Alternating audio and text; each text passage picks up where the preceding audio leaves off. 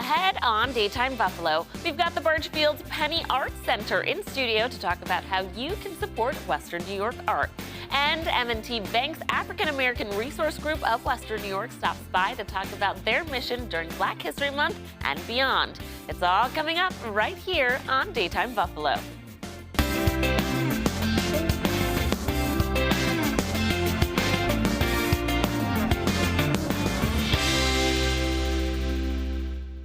Good afternoon, hello, and welcome to Daytime Buffalo. I'm your host, Chelsea Lavelle. We have finally made it to the end of the work week, and on behalf of all of us here, we want to thank you for tuning in to Daytime Buffalo. It's been an amazing week so far with so many guests from right here in the 716, and we can't wait to bring you more. Like today, joining me in the Daytime Buffalo studios today is Scott Propek, Executive Director of the Birchfield's Penny Arts Center. Thank you for coming in, Scott. Thank you so much for having me. We first want to talk about, for the viewers who don't know, what Birchfield's Penny is and what you guys do. Well, the Birchfield Penny Arts Center is a museum dedicated to the art and artists of Western New York. So we actually look at the artists throughout the entire history of Western New York, but really see ourselves as an opportunity for regional artists to get engaged with the arts and hopefully build their careers to become more nationally recognized. Absolutely. And tell me about Charles Birchfield. Charles Birchfield, our namesake, is an artist that we founded the museum named after him, and he moved here from Ohio, but his work from the early 20th century is in the collection of over 110 museums in the U.S. in 34 states. Wow. So he's the most internationally recognized watercolor artist in the world, but he's had shows with Edward Hopper and a variety of artists of his era. So we actually use his work as a launching point to celebrate other important artists. That's incredible. And tell me about what makes artists and art from Western New York so unique, like Charles Birchfield. Well, I think that there's something about the environment in Western New York. Western New York can be an incredibly accessible place for people to learn and grow. And I think that in the arts, that's even more so. And it also provides an opportunity for artists to find studio spaces. It's not the competition that you would get in a larger city, but at the same time, there are so many arts organizations here that you have an opportunity to show your work and share your story. And it's so much more than just art. There's also book clubs, right? We have a children's book club and an adult book club. And in addition to that, we have musical performances, we have theater, we have dance, we have poetry. So we're a multi-arts center, and we celebrate every aspect of the arts. That's amazing, bringing all of the arts and even film too, right? Correct. Now, what sort of resources do you have available for those who are interested in learning more? Well, we have, from our website, you can find out about all of our workshops, the schedule for our book clubs. We also have tours of our exhibitions to get to know the artists. And that's another unique thing about our spaces. In some museums, you don't get the opportunity to meet artists because we work with regional artists, so frequently artists are in the gallery and you actually get to see the person and meet the person who made the work. That's really, really special. Now, for those who don't think that their artistic palette is kind of endeavored, you know what I mean? If they're not really sure about the arts, when you walk into Birchfield's Art Center, what do you want people to expect and learn? Well, like many things in our community, the Birchfield Penny is an incredibly welcoming space. Our staff is fantastic. When they see people and they're walking around and they're looking at things, any question that anybody has is a good question, and so we respond and we help people grow in their knowledge of arts and their ability to participate. So coming to something like our M&T Bank Second Fridays would give you an opportunity to see bands, to actually participate in workshops, and also see our opening exhibitions. What type of educational programs do you guys have? We have education programs that are for people of all ages. And we specifically will point out if it's for younger learners or for adults. Just last night, we actually had a workshop teaching people how to make portraits of their pets. So that was mostly adults. Oh my goodness, I need to sign up for that class. I need to get a portrait of Remy. See? But that's like, in that case, it's a 4-session class, and you return multiple times, and you can really build your skills by taking that from any level that you come in at. So. What's your favorite part about working for this museum? I see the museum as a place to actually lift up our community. Because we have a regional focus, we have the ability to take on work with people in the arts at all different levels, but also help them grow. And I see us as both a museum that presents, but also a place where we can actually help people professionally grow and actually provide a pathway to that experience. What's your background in arts? How did you fall in love with it? That's amazing because I'm a non-traditional museum person myself. I came into the museum through technology and through community organizing, and that's the kind of place that the Virtual Penny is that there I was able to find a place for myself in that space and grow myself. So when I speak about growing everybody in our community in the arts, I can speak to that firsthand. Absolutely. You don't have to be an artist yourself. You can just learn to appreciate. And that's the place to go, to get education, to be aware. And it's really special being able to meet those artists. It's so important, and I think that frequently people don't recognize that art really is for everybody, and we just have to look around us in every day of our life, and we'll see that there's images everywhere. There's either the built world or the natural world, and we're always thinking visually. And so it's great to actually remember that it's okay, and it's great to actually participate in the arts. Thank you so much, Scott, for coming on and sharing this. This is a local gem that maybe people didn't know about, and if they do, now you know where to go. So come on back anytime you'd like to talk about any events you have coming up. Thank you so much for having me. We appreciate you. Now, coming up after the break, we continue to celebrate Black History Month. The M&T Bank African American Resource Group of Western New York joins us next. And the secret is out. Western New York is a filmmaker favorite. We catch up with the Buffalo Niagara Film Commission to find out why. That's next.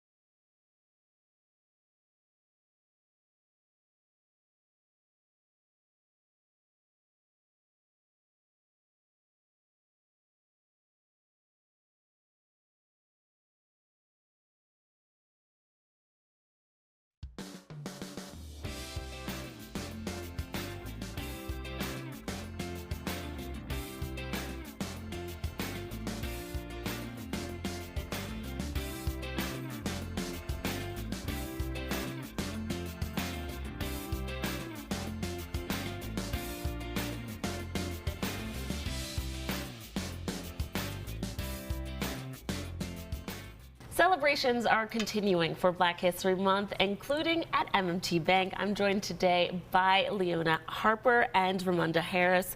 Thank you guys so much for being here. You guys are part of the M&T Bank's African American Resource Group of Western New York. Tell me a little bit about it. Yes, we are. Well, again, my name is Ramonda Harris Bonville. I'm the current president of the African American Resource Group at M&T Bank, and we are what's known as an affinity group.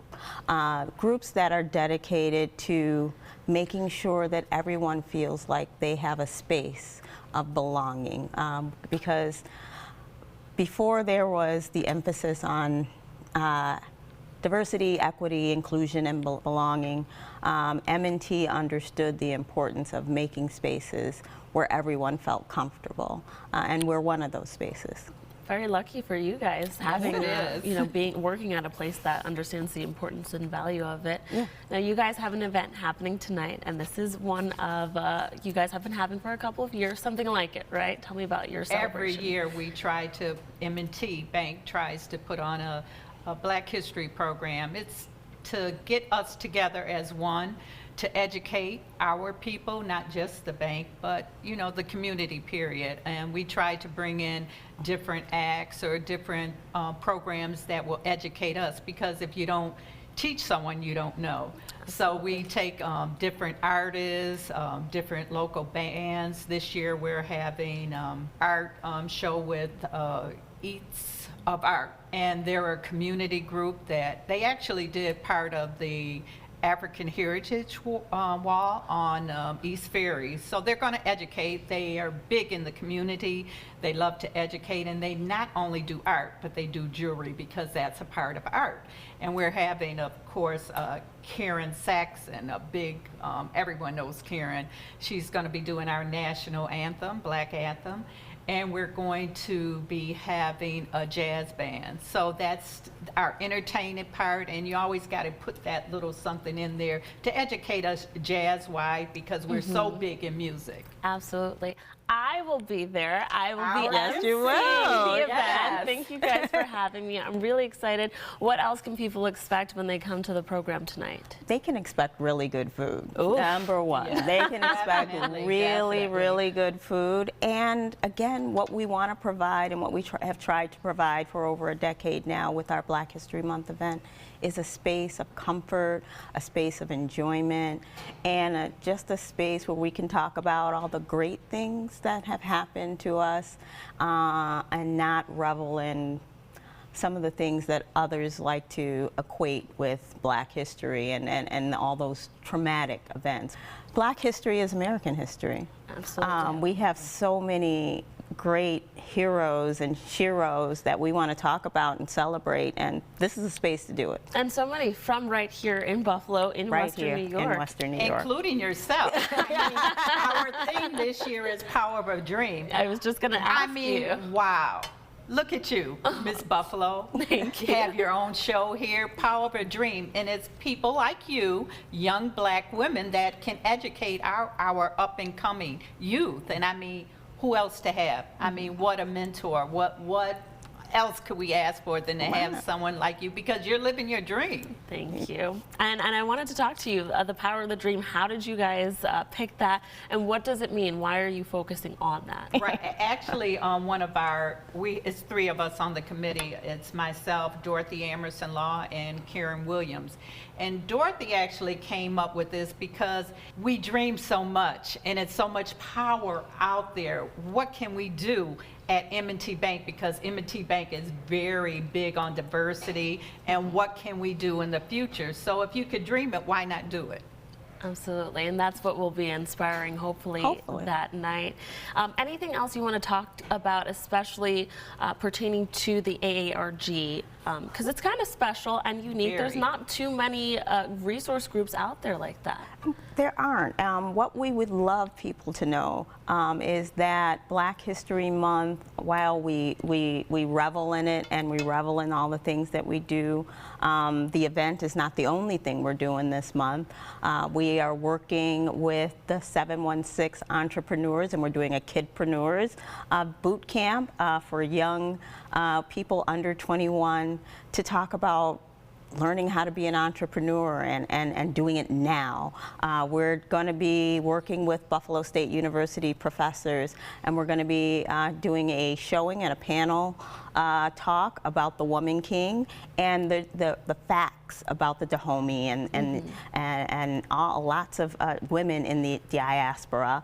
But we're also already looking forward to Juneteenth and all the wonderful things that we'll do then, and professional development that we do throughout the year, which Leona leads us on, to make sure that those internal resources within M&T, again, are going to be able to move up into higher levels within the bank, because we are very concerned with making sure that every space within the bank looks like the community. Absolutely. Thank you guys for the work that you're doing. I went to an event and they gave us flowers because I was on the panel, and they said we want to make sure that we're giving flowers and celebrating in life and not just after death. Exactly. So thank you guys for continuing to celebrate African Americans and Blackness and making a space for everyone that is there and for everyone that's coming after you. And we thank you for being our MC. We're going to have fun today. Yes, we are. Thank you, ladies, so much for coming on. Thank you.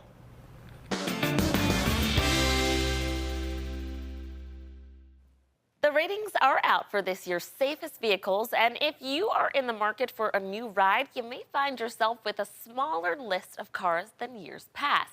Dina Demetrius explains why fewer models made the grade this year.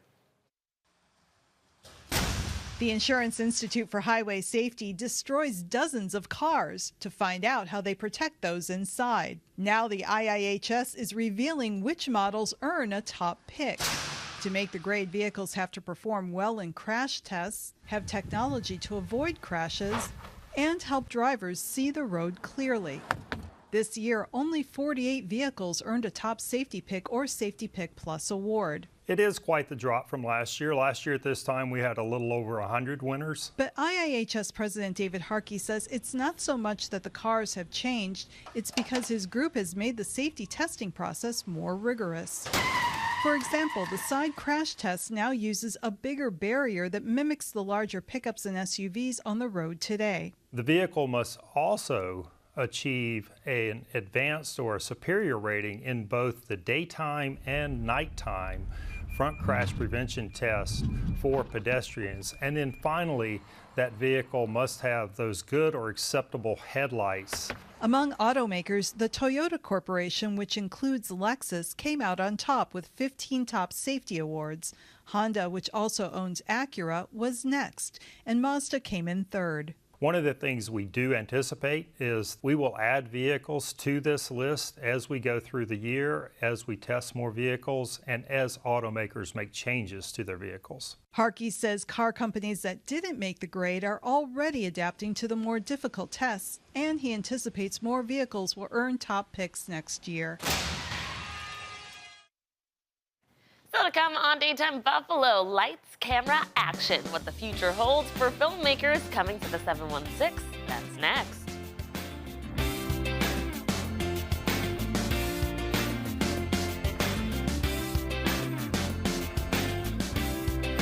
It's a problem many people of color face, finding a shade of makeup that's deep enough or pigmented enough for their skin tone. I've struggled with this. Now today we are sharing with you the story of a woman who saw a problem in the world of cosmetics and worked to change it. It really started with this idea and belief that everyone should be able to find themselves in the world of beauty and no one should be treated like an afterthought. A simple idea with a complex answer, but one Gahanna native and now CEO of Minted Cosmetics, KJ Miller, looked to address. And we started the company because we couldn't find makeup that we really felt worked for our skin tones as two deeper skin Black women. Miller and a classmate from Harvard Business School experienced what so many women of color face firsthand, the lack of depth and diversity in the multi-billion-dollar cosmetics industry. It was hard for us to find foundation that looked right in, lipsticks, blushes. And out of that struggle, a company was born in 2017. We started with nude lipstick because nude lipstick sort of felt like a holy grail product that everyone should be able to find, but for us, we just couldn't find. And since then, we've expanded to every major color cosmetics category. This founder says she never dreamed she would become a makeup mogul. Now boasting of features by publications like Forbes and Essence magazine, she just knew she wanted to do something on her own, something different. And so I've launched multiple businesses, almost all of which were complete failures.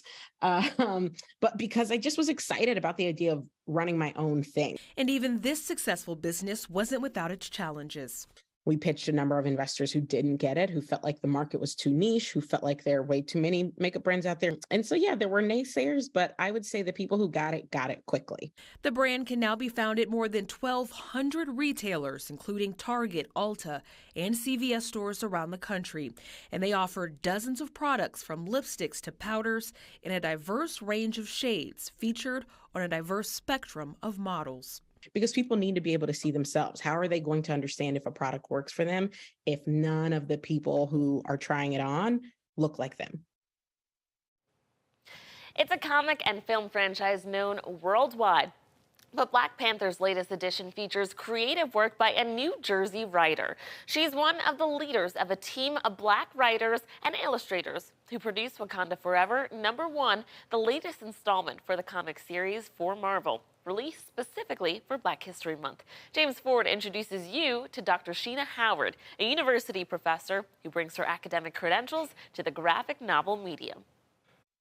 I am queen of the most powerful nation in the world! It's made close to $1 billion at the box office and in streaming sales, has been nominated for 5 Academy Awards, and now Wakanda Forever continues to forge new ground with a newly released comic in the Black Panther series. For me, it feels like a natural progression to finally write for Marvel. Dr. Sheena Howard wrote one of the stories in the new Wakanda Forever series, but it's by no means the first publication for this professor at Rider University. Since the end of the Civil War, this institution has had a strong tradition of academic publication. Professor Howard continues that tradition. She's written various academic books about Black comics, and now I've been writing comics since 2017. I did reach out to Marvel like a year ago, and then they finally hit me up and was like, hey, we have this anthology, we want you to write a story. Her story is about an aspiring member of the Dora Milaje, the all-female warrior protectors of Wakanda. The young Dora Milaje has locks, like me, and she's dark-skinned, and so sometimes I do get to contribute to the aesthetic so that we can get more diversity around even what these female superheroes look like. The feedback that I've been getting over the years from the African American community is like, hey, we want to see some African mythology in these comic stories. So in this new volume is this character called Anansi, a spider figure of West African folklore who uses brain power to overcome enormous challenges, just like the Dora Milaje character Howard created. Her fighting ability is not always going to win the fight, but she also has to use her intellect. Howard is a Black female academic writing in a medium that doesn't have a lot of people that are like her. Being unique, she says, helps her work stand out. So when I go to write my stories, I'm always thinking about what can I add that's going to be different? What can I add to Marvel and DC that hasn't been done before?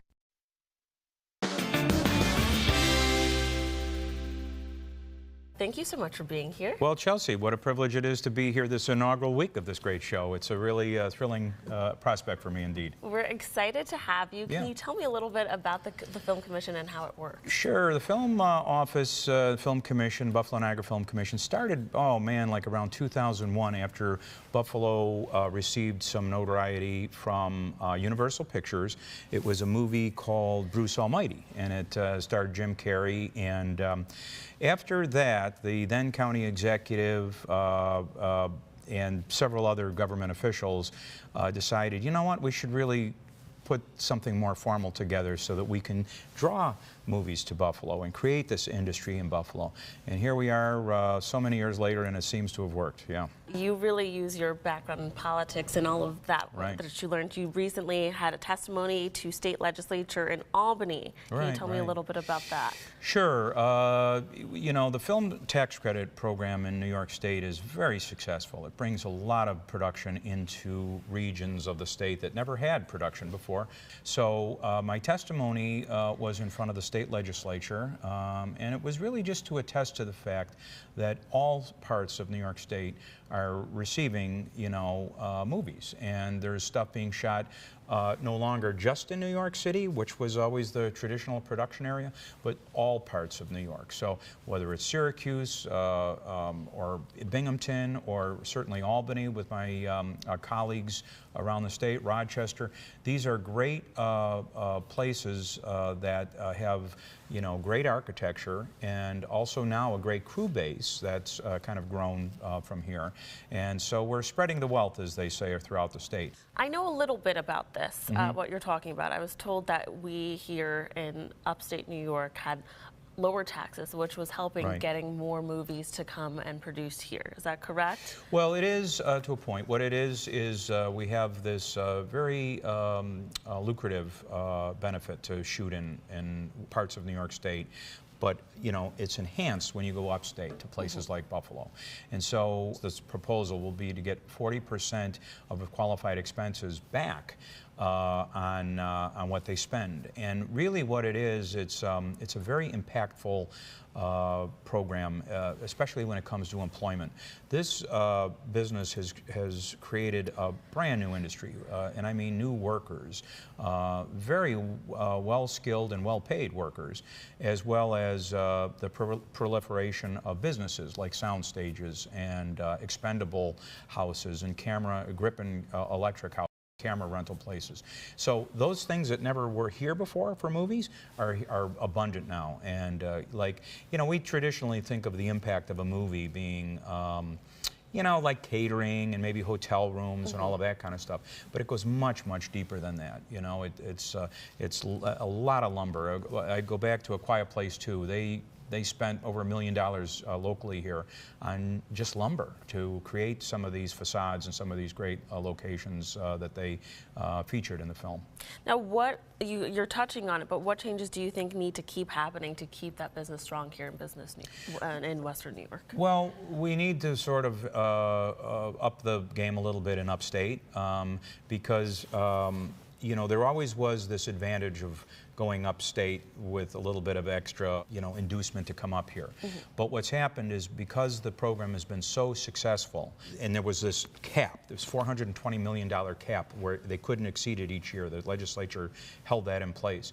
Well, as it turns out, they roll it over. So now it takes like 3 to 4 years to get the money back, and it just is no good. So we're losing a lot of productions to places like New Jersey and Ohio and Atlanta. Actually, the whole state of Georgia has a very, very lucrative thing. So that's what we're up against, and I think we're going to fix it, though, because as I say, I know the governor and known her for many years, and I just know her heart is right here in Western New York, and she's going to work this out. And there's so much talent here in New York State. Obviously, we have New York City, but those kids are willing to come up. I have friends, and we have schools like Ithaca College has a great, department. I have to tell you, right up the street here, I'm from Channel 4, Buffalo State College has a great television and film arts program. Villa Maria College is another school that's developed this. There are jobs now in an industry that would have never been possible here before. If you graduated with a degree like this, you'd have to move to Hollywood or New York City or, to a bigger production center. But now it's happening right here in Western New York, and that's an exciting, exciting prospect indeed. So Tim, here in Western New York, especially in Buffalo, we've seen a lot of period pieces taking place and being produced here. Is that still happening? It is, and in fact, Western New York, it's really a treasure trove of great architectural assets from a variety of different periods in American history. I can tell you the movie Marshall, that was here a few years ago, starring the great, late Chadwick Boseman. They came here just for the courthouse, but man, they ended up shooting the whole movie here. And it happens so frequently where we get people that come in here and they say, man, you have great architecture. Guillermo del Toro loved the Art Deco pieces that he shot here for Nightmare Alley. We're hearing that, he may want to come back and visit us again soon. We're hopeful for that. But he sees the beauty in the architecture and knows that it could be placed in a lot of different periods of time. With the great mixture of buildings from every time period in American history, we can create just about anything. We've doubled for places like Los Angeles, like Chicago. We've doubled for places even like Georgia, weirdly, Savannah, Georgia. We did a little movie here a few years ago. So we are now capable of doing all kinds of things because of these great assets that we have. Now tell me quickly, a little Sure. tease about what's up and coming. Chelsea, I don't know if I can tell you this, but well, we're working on a bunch of stuff. I probably have the weirdest job in Buffalo because there's We're the coolest. Well, yeah, it depends how you look at it. It's weird for me, but we know a lot of stuff, but we can't talk about a lot of it because it's highly secretive, highly confidential, that kind of thing. But we are working on a pretty big movie with some really big movie stars, and if it goes, it'll go this summer, and it'll shoot this summer, hopefully.